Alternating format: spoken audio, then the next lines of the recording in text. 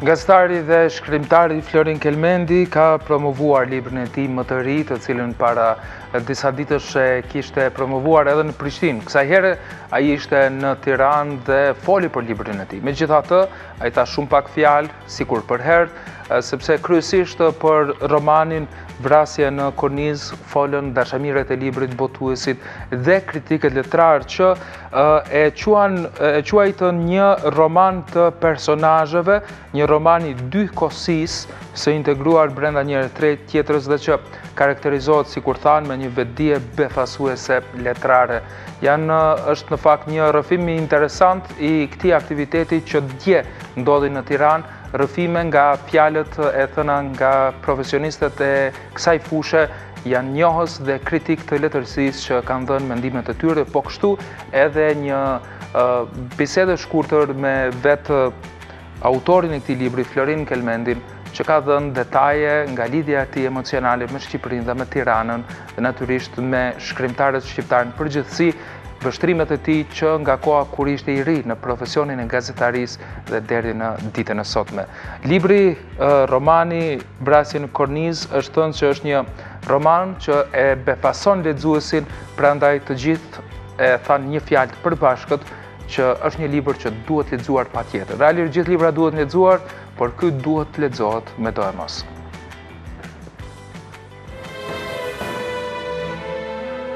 Muzeu Historik Kombëtar në Tiranë të enjtën ishte vend takimi dhjetra dashamirëve të fjalës së shkruar. Kësaj radhe, arsyeja e takimit ishte promovimi i romanit Vrasje në Kornizë të gazetarit dhe shkrimtarit Florin Kelmendi. Promovimi i këtij libri në Tiranë duket se ka gëzuar drejtorin e Muzeut Historik Kombëtar Dorian Koqin. Unë jam fort i kënaqur sot që në ambientet e Muzeut Historik Kombëtar, pikërisht këtu në shtëpinë më të madhe të shqiptarëve, për sa i përket identitetit të tyre kulturor e shpirtëror, ne kemi mundësi të prezantojmë një roman të autorit Florin Kelmendi. Nuk do të hyj në pjesën e leximit apo mos leximit të romanit. Për fat të keq nuk e kisha mundësinë që ta lexoja romanin. Dhe unë zakonisht nuk jam nga ata që pa lexuar një roman filloj dhe flas.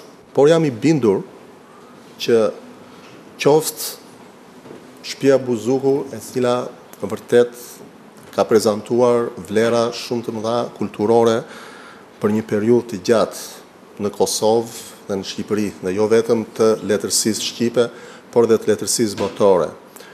Qoftë njerëzit e nderuar të cilët marrin pjesë në këtë promovim, nuk mund të gabojnë në shijen e tyre kulturore dhe në atë që quhet instikti i tyre kulturor dhe letrar dhe kritik, për të përcaktuar fatin e një vepre që sot autori Florin Kelmendi na e prezanton në Shqipëri. Për këtë roman që përfshin brenda vetës një periudhë të gjatë kohore dhe një sër ngjarjesh që janë përplasur mbi njerëzit tanë, kritiku letrar Behar Gjoka tha se në këtë tekst vërehet një vetdije letrare befasuese. Them kështu së pari, sepse në këtë hapësirë të këtij romani është endur një lojë pasyrash. Shpesh mund ta marrësh si një roman për dashurinë. Mund ta marrësh si një roman për artin, mund ta marrësh si një roman policesk, mund ta marrësh si të duash, të gjitha thërmohen përballë qenies.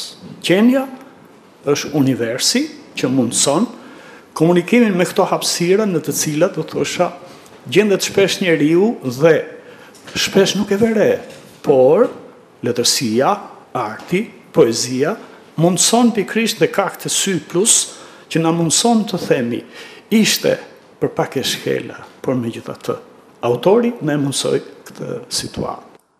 Sipas tij, ajo që e tërheq vëmendjen te ky tekst është dykosia e tij, e cila nuk është ndarë, por e integruar me njëra tjetrën. Ajo e para 99-ës dhe ajo e pas 99-ës. Sipas Gjokës, në këtë libër, autori ka prekur tema që mund të konsiderohen si toka të pashkelura. Shpesh na vërtitet ajo situata ku ne kemi të gjejmë përgjigjen e asaj që kemi heshtur. Pse çlirimtarët vazhdojnë të sundojnë në Shqipëri? Pse fitimtarët vazhdojnë të kenë, do të thosha, të drejtën edhe të shkruajnë historinë, edhe ta bëjnë historinë. Nuk e di. Ka një moment që ky autor guxon të preki në tokat pashkelura, guxon të hyjë, do të thosha, në ato problematika ku shpesh akademikët me atë presin të ndodhë gjëma e madhe, pastaj ta shkruajnë gjëmën. Ndërsa këtu jemi në situatë që pikërisht dykosia e prezantuar, do të thosha, në integrimet e veta, e prezantuar në atë situatë që, do të thosha, të detyron të lexosh librin. Gjoka po ashtu tha se ky libër shpeshherë të krijon përshtypjen sikur të jemi në një fragmentaritet filmik. Pra ka një imazh. Lëviz, fjala krijon imazhin. Fjala krijon pikturën, fjala krijon pamjen e njeriu, pamjen e dashurisë. Fjala është ajo, do të thosha, magji në të cilën noton. Janë personazhet në fakt kanë edhe dy dimensione. Janë dhe protagonistë ngjarjeve të dy kohëve, janë dhe personazhe letrar. Pikërisht kjo ngjizje, ky guxim krijues, kjo situatë ku jeta dhe realiteti se ndërtohen në përplasjen e tyre, ka bërë që personazhet të mos guxosh ti kornizosh. Nuk kanë lidhje fare me klasicitetin, nuk kanë lidhje fare me atë konceptin se si e mendojmë në personazhin. Jo, personazhi është secili prej nesh. Varet në këndin filmik në cilin të vendos autori. Dhe këtu lëvizin me qindra personazhe, megjithatë part atë ngarkesën, do të thosha, e kësaj situate të tekstit, sidomos marrëdhënie dyshes Arta Dini. Janë poshtë, janë bërthama, janë fati të dy kohëve, fati përplasjes, fati, do të thosha, i ndëshkimit, fati i shpresës, fati i humbjes së ëndrrës, i vrasjes, e megjithatë i jetës që vazhdon, pavarësisht gjitha këtyre. Dhe në këtë kuptim, unë do të thoja që në fakt pjesë ajo që quhet shumë shtresësim domethënie dhe shumë shtresësim shpresie letrare. Studiuesi i letërsisë Behar Gjoka foli edhe për strukturën e prozës Vrasje në kornizë, për të cilën tha se ka përmbysur strukturën e një romani. Nuk ka të bëjë me çfarë ne kemi parë. Nuk ka të bëjë me atë idenë teorike se romani duhet kështu. Romani të dashur të pranishëm, zhanri hapur. Zhanri që në përpjekjen për ta formulu, ne do të japim një formulim i cili nuk e mbyll problemin. Në këtë kuptim, po të nisemi thjesht nga struktura, ka një situatë paratekstuale me dy poezi, të cilat janë për kushtesa. Është drejt autorit të adresojë, të thotë etj. Ka pjesën e parë ku fillon ngjarja, fillon ndodhia, fillon ajo, do të thosha, ajo çfarë tregohet dhe ajo çfarë është përjetuar. Dhe pastaj bërthama kryesore është pikërisht linja e dashurisë, e humbjes, e ëndrrës, e shpresës, e atij momenti ku piktura shëmblen bukurinë e dashurisë, ku dashuria shëmblen pikturën, ku ngatrohen të gjitha elementet për ta mbyllur në fund me një dëshmi të zbuluar, të prekur në arkiva.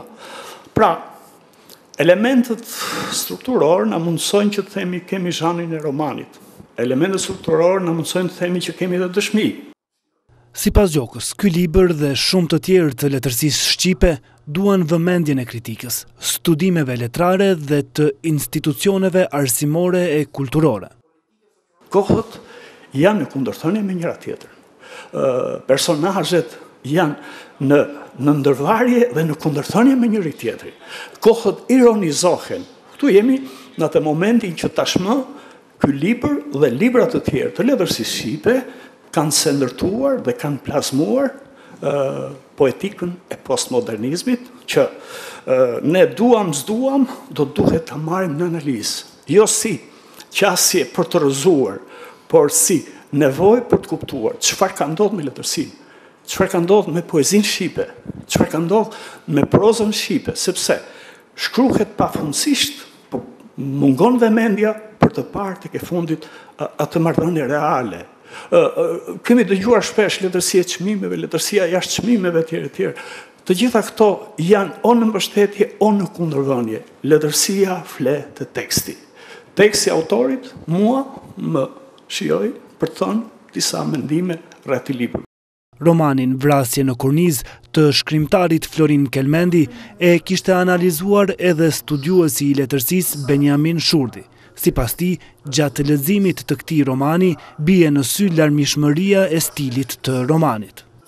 Pra, Vrasje në Korniz është një roman që ngërthem në vetvete motive sentimentale policeske të bashkëvenduar dhe me elemente të kronikës, por që ka aftësinë të mos mbetet thjesht në kuadrin në një letërsie limonat. Romani na shpalos përrej ndërgjegjesh njerëzore, të cilët lëvizin në kohë hapësira të ndryshme. Vlen dëshmohet larmishmëria e stilit romanit, që shkakton përthyrje të shumta gjatë gjithë rrëfimit.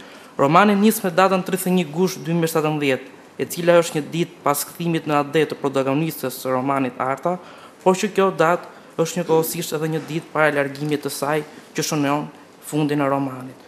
Koha në këtë roman nuk mund të matet thjesht me një kohëzgjatje objektive sipas sekondave, minutave, orëve apo ditëve, apo dhe viteve. Koha në këtë roman mund të matet vetëm me konceptin e duratës sipas Bersonit, i cili në veprën letrare çmon kohën e përjetimit mbi kohën fizike objektive. Është e vërtetë se në roman kemi të bëjmë me një datë të vetme, 17 gusht 2017, por koha e përjetimit të Artës është sa e gjithë shifra e viteve të jetës së saj. Pikërisht në këtë datë, Arta hap kompjuterin e saj të vjetër dhe lexon dokumentin me titull Unë e dini 1981 deri në vitin 2000, i cili është një shkrim që ajo thotë se e ka bërë Dini, se edhe se ajo vetë nuk është shkrimtare por piktore.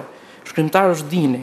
Arta thjesht e ka përpunuar duke shtuar çdo sqarim të saj, meqense ajo është protagonistja e atij shkrimi, që këtu shohin ndërkalljen e një romani brenda romanit, një procedim artistik i ndërmarrë edhe nga klasikët e letërsisë botërore, ku nuk mund të mos të ndërmendim Ujku në stepës të Herman Hesses. Sipas Shurdit, larmia stilistike e tekstit vazhdon edhe më tutje, ku romani merr trajtën e ditarit. Ditari është mbajtur nga Dini. Arta e nis me datën 25 nëntor 1999, kohë kur Dini kthehet në Kosovë dhe ritakohet me të pas shumë vitesh pritje të kësaj të fundit. Dhe 2 javë pas aratisjes së tij 2 javore, kohë në të cilën është shitur edhe piktura nga Arta. Ky procedim artistik bëhet që rrëfimi të jetë sa më i saktë i besueshëm. Këtë e thot edhe Arta para se ta tregoj ditarin, kur shprehet se kthimin e vet Dini e ka përshkruar besnikërisht dhe peshën semantike në këtë rast e mban ndaj folja besnikërisht.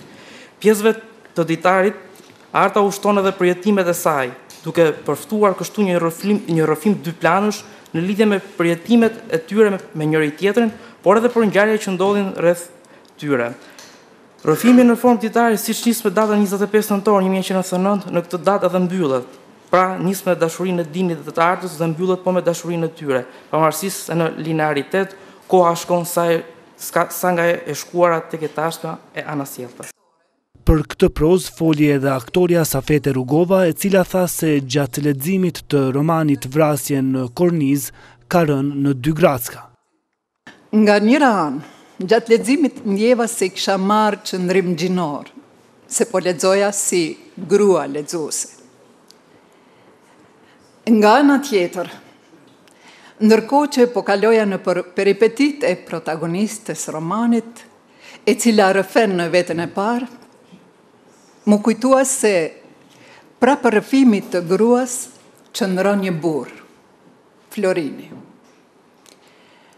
Atëherë u përqendrova në sfidën e një burri për të hulumtuar karakterin, psikologjinë, ndjeshmërinë, forcën, qëndrueshmërinë edhe ambicien e gruas. Nuk i di prej nga frymëzimi për një hulumtim të tillë, por është e bukur që Florini jo që është përpjekur të hyjë në botën e gruas, por ka arritur që në disa ndjenja dhe këndvështrime të gruas, t'i shtroj ashtu si që do t'i shtroja unë ato vështrime. Ashtu si që ka përshkruar autori me gjithë frenimet dhe peripetit që përjeton në një shoqëri si kjo e jona, deshëm apo s'deshëm ta pranojmë. Gruaja është shtylla e shtëpisë, shtylla e familjes, shtylla e shoqërisë sonë. Sipas saj, në këtë roman, mes të tjerash, kërkohet që të rikthehet dashuria ndaj të vdekurve. Veçanërisht dashurinë dhe respektin që duhet ta kem për të gjallët dhe për të zhdukurit.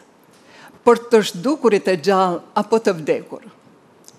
Kështu që edhe kjo plagë jona preket në këtë roman. Dhe vazhdon refreni i përsëritur i të pagjeturve. E borë po bie rënë mbi dhe, e prap ju thrasim, na gjeni ne. I ne mitur pylli fle, jemi të rënë për atë dhe. Dhe borë po bie rënë mbi dhe, e prap ju thrasim, na gjeni ne. E botuesi Abdullah Zeneli tha se ky libër bën pjesë në mesin e atyre që dëshmojnë se letërsia shqipe nuk duhet të ndihet inferiore ndaj asaj botërore. Nuk besoj që ka botues shqiptar që e adhuron më shumë letërsinë kombëtare se sa shtëpia botuese Buzuku. Unë kam lexuar të paktën 300 romane të autorëve shqiptar. Kam botuar ndoshta 1/3 ose 1/4 e tyre dhe jam shumë krenar për prurjet që ndodhin në letërsinë shqipe. Jam një frekuentues i panaireve të botës, Frankfurtit, Gjenevës, Brukselit, Parisit. Besoni apo jo, letërsia shqipe nuk është përjashtim me letërsive tjera, por ne duhet ta vëmë në spikam. Kemi shumë autorë të mirë, të shkëlqyeshëm kemi. E pabesueshme sa kemi autorë të mirë. Kam emocion që e them këtë dhe rastisi miku im Florini që tjetë ai shkaktari që ne të jemi sot bashkë këtu dhe kam shumë miq për zemër që janë të pranishëm. Jam përpjekur të bëj diçka të mirë për letërsinë shqipe. S'ka më e shenjtë se të bësh diçka të mirë për letërsinë shqipe, pa kompenzim, me një mal kundërshtarësh, me një mal problemesh, por kur e ka njeriu një vizion e arrin. Florin, të falenderoj shumë që ma ke dhënë rastin që t'jem botuesi yt, jo i rastit, jo i librit parë, sepse dhe Dani Trenat ka qenë një libër jashtëzakonshëm, tregime shkurtra. Unë i kam fort në qef tregimet e shkurtra. E autori i romanit Vrasje në Kornizë, Florin Kelmendi, në një intervistë dhënë për televizionin Vision Plus, foli për romanin e tij më të ri, ku mes të tjerash tha se në këtë rrëfim përmes personazheve kuptohet se janë kohët ato që ndryshojnë, por jo njerëzit. Është një kornizë në të cilën në brendin e saj zhvillohet e mira, e keqja, e shëmtuara, e bukura, të gjitha kanë tendenca që t'i thyen kornizat ose pikturë dhe të dalin jashtë, po sikur është një qëllim që aty të ngulfaten të këqijat, ndërsa të zgjerojnë hapësirën e veprimit të mirat. Janë disa periudha, 2-3 periudha karakteristike që përfshihen në roman, diçka prej atyre natyrisht që i kam përjetuar edhe unë vetë, është koha e viteve 70 kur Kosova ka përjetuar një lullëzim, por që u ngulfat shumë shpejt, për të vazhduar në demonstratat e vitit 81 e pastaj deri në kohën e luftës dhe të pas luftës, dhe kur të shikon një kronologji t'il, një jetë të t'il, e cila zhvillohet brenda një kornizë të t'il kohore, sheshe kohët ndryshojnë, mirë po njerëzit me gjitha të mbetën të njëjtë, por shqyqyr që gjithmonë me tendencë që luftohet për më të mire. Aty ne vetë ngërthen romani edhe çështjen e të zhdukurve, përkatësisht çështjen e të pagjeturve gjatë luftës apo pas luftës dhe kujdesin që kemi ne ndaj të vdekurve, sepse po të mos kemi, nëse nuk kemi kujdes ndaj të vdekurve, nuk do t'i respektonim edhe të gjallët.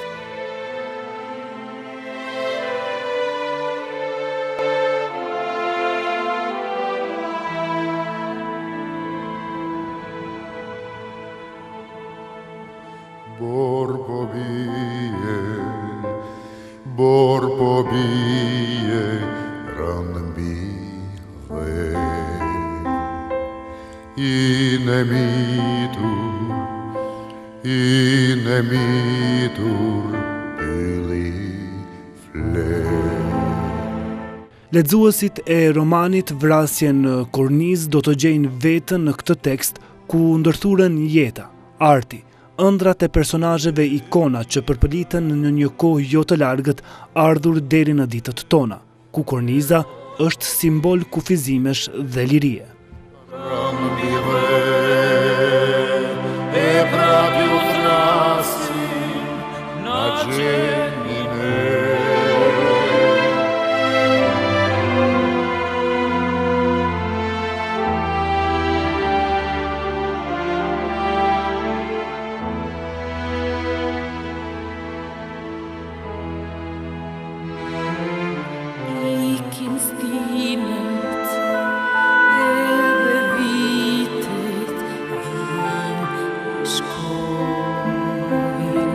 Vien pran